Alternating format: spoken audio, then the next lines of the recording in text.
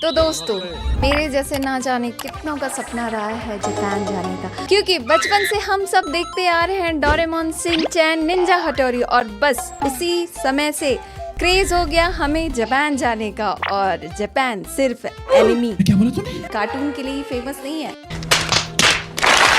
बल्कि वो अपने डिसिप्लिन, टेक्नोलॉजी एंड साफ सफाई के लिए भी फेमस है। बाकी इस वीडियो का क्रेडिट जाता है अननोन फैक्ट्स को। एंड वीडियो स्टार्ट करने से पहले जल्दी से जाओ मेरे चैनल को सब्सक्राइब कर लो और वीडियो को लाइक, शेयर एंड कमेंट कर दो। अब चालू करते हैं वीडियो देखना। जापान एक ऐसा देश जिसे आने वाली दुनिया का उगता सूरज माना जाता है। इस बात में तो कोई दो राय नहीं कि टेक्नोलॉजी के मामले में जापान को कोई टक्कर नहीं दे सकता। पर इन सब के अलावा जापान को एक गायन शौचालय का भी देश कहा जाता है। गायब शौचालय, जहाँ की ट्रैफिक लाइट्स ब्लू कलर की होती हैं और भी बहुत सारी चीजें जो इस हमारे यहाँ रेड एंड ग्रीन ही तो होती है, ऑरेंज होती है, 3 कलर होती है, वहाँ ब्लू भी होती है। Okay, square watermelon. दोस्तों, तरबूज के इस आकार का आविष्कार पिछले 70s में एक ग्राफिक डिजाइनर की मदद से किया गया था, क्योंकि इस आकार में इन्हें फ्रिज में मजबूती से रखा जा सकता है और काफी आराम से काटा भी जा सकता है। मतलब अगर वो राउंड शेप में होता तो क्या वो कट नहीं हो सकता था? वो भी तो इजीली कट हो सकता है ना। और बता दूं, ये स्क्वायर शेप का होने के कारण ही इसका प्राइस भी अच्छा खासा चौड़ा होगा, जिसका मैंने इससे पहले फ्रूट वाले वीडियो में बताया हुआ है। आप चेक कर सकते हैं, उसका लिंक भी मैं दिखा देती हूँ आपको। आप जाकर के चेक कर लेना उसका प्राइस, और उसका प्राइस सुनने के बाद में आपके होश उड़ जाएंगे। हाकोन में बसे इस यूनशान स्पा रिजोर्ट में सुअर के मांस का सूप और रामेन नूडल्स खिलाकर लोगों का दिल बड़े आराम से जीत लिया जाता है। जापान के काफी लोग इसके पीछे दीवाने हैं। उनका ये मानना है कि सुअर के मांस का सूप उनकी त्वचा के लिए बहुत लाभदायक है, क्योंकि और ये सुअर का मांस पहले नेस्ले के मैगी में भी पाया गया था। जापान से आया था क्या वो, या चाइना से आया था? इवन कई सारे क्रीम्स में भी ये सुअर का मांस इसलिए डाला जाता है ताकि लड़कियां सो। देखो भाई, मैं यूज नहीं करती हूँ, मैं मेडिकल टेस्टेड और डॉक्टर सजेस्टेड यूज करती हूँ। उसके बाद भी ये हाल है, क्या दुख सुनाऊं मैं।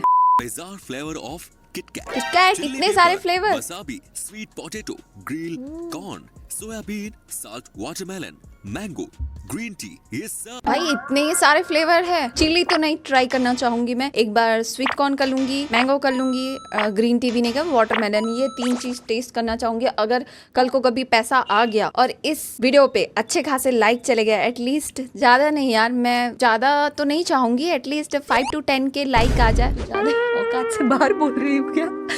पूरी कूरा मशीन्स, किसी बूथ में फोटो लेना कोई नई बात तो नहीं, पर जापान ने अपने अनुभव से उसमें एक नया मोड़ दे दिया। उनके फोटो बूथ को पूरी कूरा नाम से जाना जाता है, जो आपको वही उसी वक्त उन फोटोज को एडिट करने की अनुमति भी देता है, और आप उससे अपने फोटो में स्टिकर्स ऐड कर सकते हैं। कुछ लेकिन आजकल तो फोन में अवेलेबल है।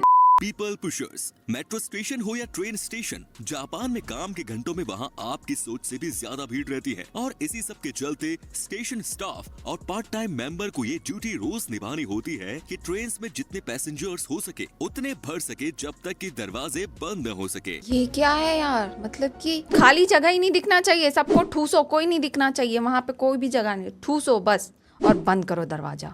अम्ब्रेला पार्किंग लॉट, आम देशों में हम किसी बिल्डिंग में जाने से पहले अपनी कार या बाइक को पार्क करके अंदर चले जाते हैं, पर जापान में अगर आपको किसी बिल्डिंग में जाना हो तो कार्स और बाइक्स को पार्क करने के साथ साथ अम्ब्रेला भी पार्क करना पड़ता है। और कहीं कहीं तो ना कोर्ट को भी मतलब कोर्ट को भी पार्क करना पड़ता है ऐसी जगहों में। और भाई देखो, उसमें लॉक भी है, ये देखो पूरा लॉक है इसमें, लॉक, सभी को अपने अपने अम्ब्रेला में लॉक लगाए हुए हैं, ये भी सही है। तो फिर कार और बाइक के लिए तो अलग ही सिस्टम होगा, फिर उसके लिए तो अच्छा खासा जुगाड़ होगा वहाँ।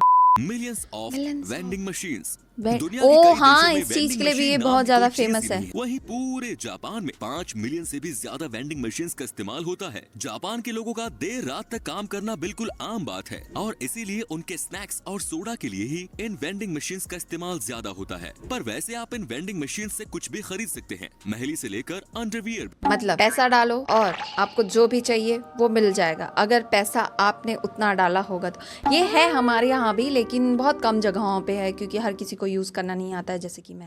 Number 10 make headlines. समय की यहाँ भी पाबंदी ट्रेन और डिलेज होते अनुशासन हैं। का जापान में बड़ा महत्व है और ट्रेन स्टेशन इस चीज से बचने के लिए कुछ भी कर सकते हैं। दोस्तों, अगर ट्रेन 5 मिनट भी लेट हो जाए तो रेलवे कंपनी को एक उनके वर्कर्स और पैसेंजर्स के लिए डिले सर्टिफिकेट देना पड़ता है, जिन्होंने उनकी वजह से शायद कोई इम्पोर्टेंट मीटिंग मिस कर दी हो। और अगर ट्रेन किसी वजह से 1 घंटे से ज्यादा लेट हो जाए तो रेलवे कंपनी को न्यूज़पेपर में एक माफीनामा देना पड़ता है। इतना tight rule, oh my God. यहाँ तो 5 मिनट के लिए इतना रूल है भाई कि पेपर पे लिख कर देना पड़ता है। और एक हमारे यहाँ है जो ट्रेन 1 घंटे नहीं, 2 घंटे नहीं, 3 घंटे नहीं, कभी कभी तो 10 घंटे, 12 घंटे, 15 घंटे लेट हो जाती है। ऐसा हादसा मेरे साथ भी हुआ है दोस्तों, इसलिए मैं कह रही हूँ। साइलेंट करोके कोन के आकार क्या का है? बना ये माइक्रोफोन एक अलग ओ। तरह का माइक्रोफोन है। इसे वहाँ के लोग अपने मुंह के ऊपर लगा के रखते हैं। इसकी मदद से वो अपनी भुनभुनाहट को दूसरों तक नहीं ले जाने देते। अक्सर जापान में इस गैजेट का इस्तेमाल ज्यादातर वो लोग करते हैं जो अपने अगल बगल के लोगों को परेशान। ये चीज हमने भी बचपन में किया है। वो पेपर का बना करके ऐसे मतलब कुछ कुछ बोला करते थे और वो आवाज कहीं दूसरे तक नहीं जाती थी। उसके बाद में फिर हम बच्चों ने डिस्कवर किया, एक पेपर लेते और दूसरे के कान में रखते और फिर जोर से आवाज लगा के आ करके चिल्लाते। ये हमने किया, ये जापान में नहीं हुआ है। तो ये जो है ना, जापान तक नहीं पहुंचना चाहिए। मायो दोस्तों, जापान में मेयो की कोई खास रेसिपी नहीं है। वहाँ पे लोग इसका इस्तेमाल सैंडविच, सलाद या मीट पे नहीं करते, बल्कि वो इसका इस्तेमाल आइसक्रीम्स और पेन केक्स के ऊपर करते हैं। अजीब है पर सच है दोस्तों।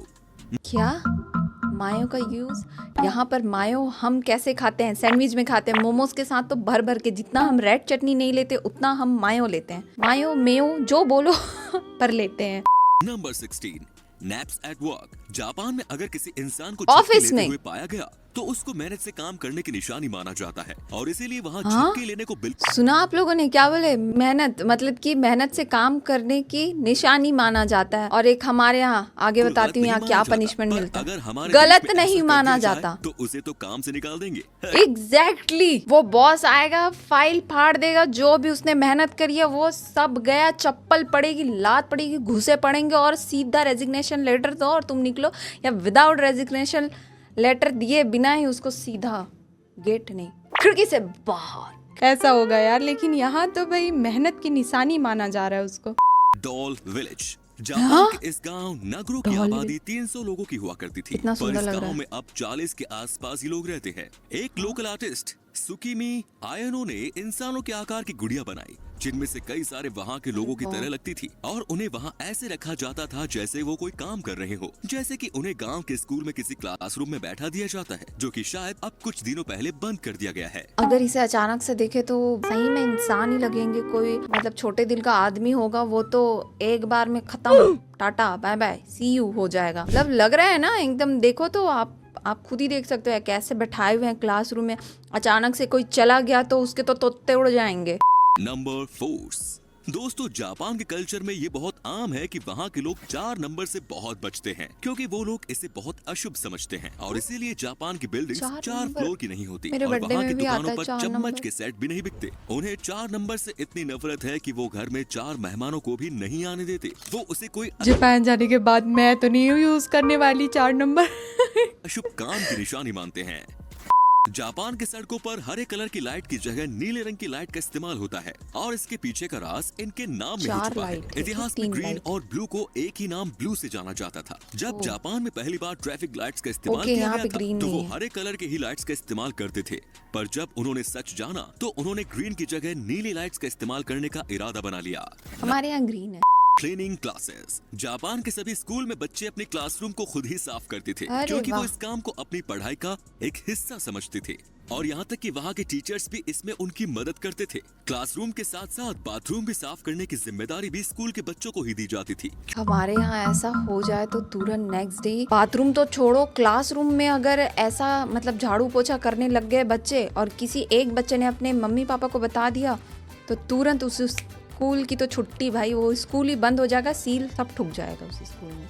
Futuristic toilet. जापान के टॉयलेट्स आम टॉयलेट्स की तरह बिल्कुल नहीं होते। ये बहुत ही अच्छी तकनीक से बनाए गए हैं। इन टॉयलेट्स को इस्तेमाल करने से पहले आपको ऑटोमेटिक पता है। होना चाहिए कि आखिर इसमें मौजूद इन बटन्स का मतलब क्या है। इसमें कई अलग तरह के अरे ऑप्शंस वाह। पाए जाते हैं, जैसे कि अगर आप चाहे तो टॉयलेट सीट को अपने मुताबिक गर्म कर सकते हैं, आप चाहे तो गर्म पानी स्प्रे कर सकते हैं, और चाहे तो आप गाने भी बजा सकते हैं। दोस्तों, जापान की इस टेक्नोलॉजी के गाने भी बजा सकते हैं, ये भी सही है, क्योंकि असली सोचने की जगह यही होती है सबकी। Crazy flavour ice cream. जापान हाँ, के लोग मेयो खाने के डलता है अजीब बोलो। अजीब जोड़े बनाते हैं और उसे बड़े चाव से खाते हैं। उसी में से एक है ये आइसक्रीम फ्लेवर। आइसक्रीम फ्लेवर के नाम पर जापान के लोग घोड़े का मांस, कैक्टस, चारकोल, लहसुन का इस्तेमाल करते हैं, और ये सब इनके लिए कोई हैरत की बात नहीं। नंबर 20। कैक्टस, घोड़े का मांस, चारकोल, ये सब कौन डालता है यार? बोला तो जापान डाल भाई, फिर भी क्यों? ये सब कैसे कोई खा सकता है? नागासाकी के एक रोबोट होटल में रोबोट हाँ, रोबोट रेस्टोरेंट एंड होटल्स के लिए भी बहुत ही ज्यादा फेमस है हमारा नहीं, मतलब जापान। स्टाफ का एक बहुत बड़ा हिस्सा है। उन्हें हैन्ना के नाम से जाना जाता है, जिसका सीधा मतलब है स्ट्रेंज। इंसानों की तरह दिखने वाले ये रोबोट हर वो काम करते हैं जो एक इंसान करता है, जैसे कि गेस्ट से मिलना, लगेज उठाना, कॉफी बनाना, रूम्स को साफ करना, और भी बहुत कुछ। और तो और वो बात करते वक्त मुस्कुराते भी हैं, पर उनके ओ, अगल कितनी बगल रियल लग रही है वो। ये देखो कितनी रियल लग रही है। लग ही नहीं रहा है कि कोई और है, स्टैच्यू है ऐसा लग ही नहीं रहा है, रोबोट जैसा लग ही नहीं रही है। Cafe companion. किसी कैफे में अकेले बैठकर कॉफी या खाना खाना हो तो बहुत लोगों के लिए आम बात होगी, पर जापान में ऐसा कुछ नहीं है। यहाँ पे आपके सामने बड़े बड़े कार्टून्स बिल्कुल आपके सामने बैठे होंगे, जिससे ओ, ताकि हमको लॉनलीनेस फील ना हो। दोस्तों, ये सही है। आपको अकेलापन बिल्कुल महसूस हाँ। नहीं। तो दोस्तों, आज के लिए बस इतना ही। बाकी वीडियो पसंद आई होगी तो लाइक, शेयर एंड कमेंट कर देना, चैनल को सब्सक्राइब कर देना, और हम मिलते हैं नेक्स्ट वीडियो में। तब तक के लिए tata bye bye, see you. Subscribe कर देना।